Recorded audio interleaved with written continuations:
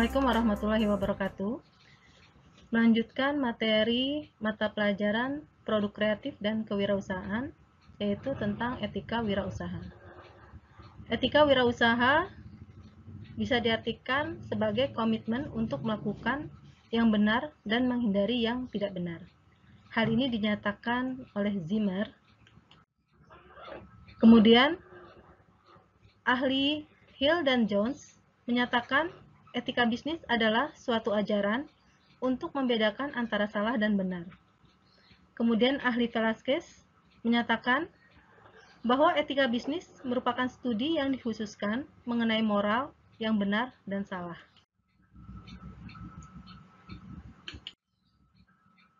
Kemudian tujuan dari etika bisnis, yang pertama untuk mendorong kesadaran moral dengan memberi batasan-batasan pada para pengusaha untuk menjalankan good business dan tidak melakukan dirty business.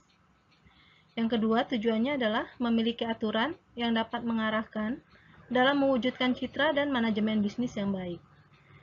Yang ketiga, mendapat kepercayaan dari rekan bisnis karena menerapkan manajemen bisnis yang beretika baik dan profesional. Individu atau kelompok dalam kewirausahaan disebut sebagai stakeholders. Istilah ini dibagi lagi menjadi dua, yaitu internal dan eksternal. Internal stakeholders adalah mereka yang aktivitasnya berada di dalam organisasi itu. Misalnya karyawan, investor, manajemen, dan pimpinan. External stakeholders adalah mereka yang berpengaruh terhadap organisasi, tapi berada di luar organisasi. Misalnya pelanggan, kreditor, pemasok, pemerintah, bahkan masyarakat umum. Menurut Zimmer, ada 10 kelompok stakeholders. Yang pertama, para pengusaha dan mitra usaha. Selain berfungsi sebagai pesaing, para pengusaha juga berperan sebagai mitra. Dalam hal ini mereka dapat bekerja sama, menyediakan informasi atau sumber peluang usaha. Loyalitas mitra usaha sangat tergantung dari tingkat kepuasan layanan dari perusahaan. Yang kedua, petani dan perusahaan pemasok bahan baku. Sebagai pemasok bahan baku, jika kualitas bahan baku kurang atau lambat dalam penyediaan, akan mempengaruhi dalam kinerja perusahaan dan juga kualitas produk. Yang ketiga, organisasi pekerja yang mewakili pekerja dapat mempengaruhi proses tawar-menawar secara kolektif. Pekerja yang tidak diwakili oleh organisasi pekerja sering menimbulkan protes yang menghambat jalannya perusahaan. Yang keempat, pemerintah yang mengatur kelancaran aktivitas usaha. Dengan mengeluarkan kebijakan dan juga aturan yang ditetapkan akan mempengaruhi iklim usaha. Yang kelima, bank penyandang dana perusahaan. Yang keenam, investor penanam modal. Yang ketujuh, masyarakat umum yang dilayani. Yang ke-8, pelanggan yang membeli produk. Yang ke-9 adalah kelompok khusus, meliputi semua karyawan dan semua bagian di perusahaan. Sektor produksi, pembekal pemasar, personalia adalah termasuk dalam kelompok ini. Yang ke-10 adalah manajer, pengambil keputusan yang dipengaruhi oleh 9 kelompok yang di atas. Adapun norma dalam kewirausahaan dibagi lagi menjadi 3 tingkatan menurut Zimmer, yaitu yang pertama adalah hukum, berlaku bagi masyarakat secara umum, tidak peduli kaya atau miskin, pria atau wanita, mengetahui atau tidak, hukum mengatur perbuatan mana yang boleh dan tidak boleh. Yang kedua, kebijakan dan prosedur organisasi. Memberi arahan khusus kepada setiap orang dalam organisasi untuk mengambil keputusan sehari-harinya. Yang ketiga adalah sikap mental individual. Untuk menghadapi keputusan yang tidak ada dalam peraturan formal.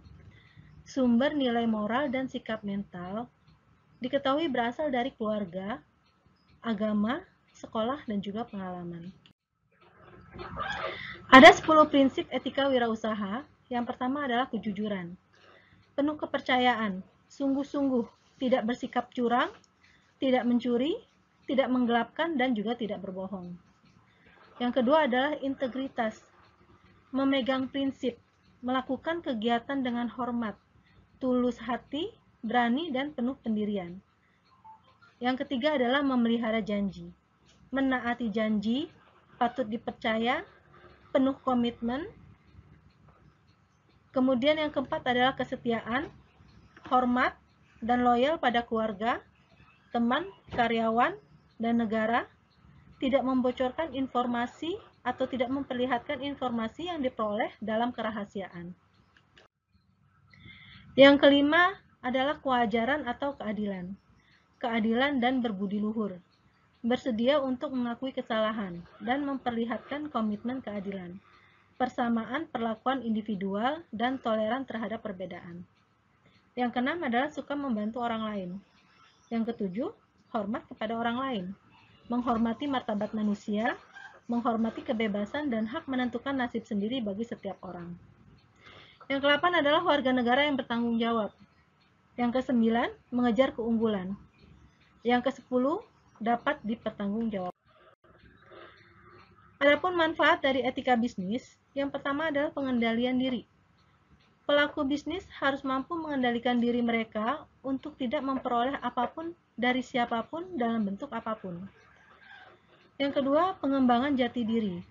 Dengan memahami etika yang baik, setiap pebisnis dapat membentuk sebuah jati diri perusahaan, sehingga akan memberikan dampak yang cukup besar bagi perusahaan, seperti matangnya konsep bisnis perusahaan, sehingga membuat bisnis dapat berjalan dengan lancar.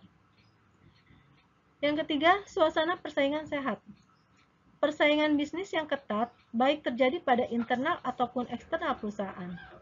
Hal tersebut dapat diatasi dengan sehat jika memiliki kesadaran atas etika bisnis serta tanggung jawab yang baik saat akan menjalankan suatu bisnis. Adanya sikap saling percaya. Dengan adanya sikap saling percaya antar individu, maka akan memberikan kelancaran pada suatu bisnis. Kemudian, kepentingan bersama.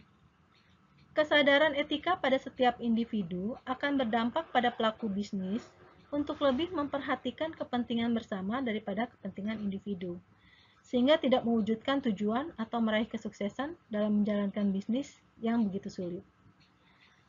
Kemudian, kenyamanan dalam berbisnis.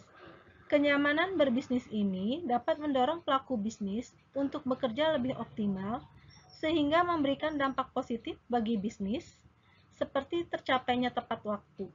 Hal ini pun dapat memberikan peran penting dalam meraih kesuksesan dalam bisnis.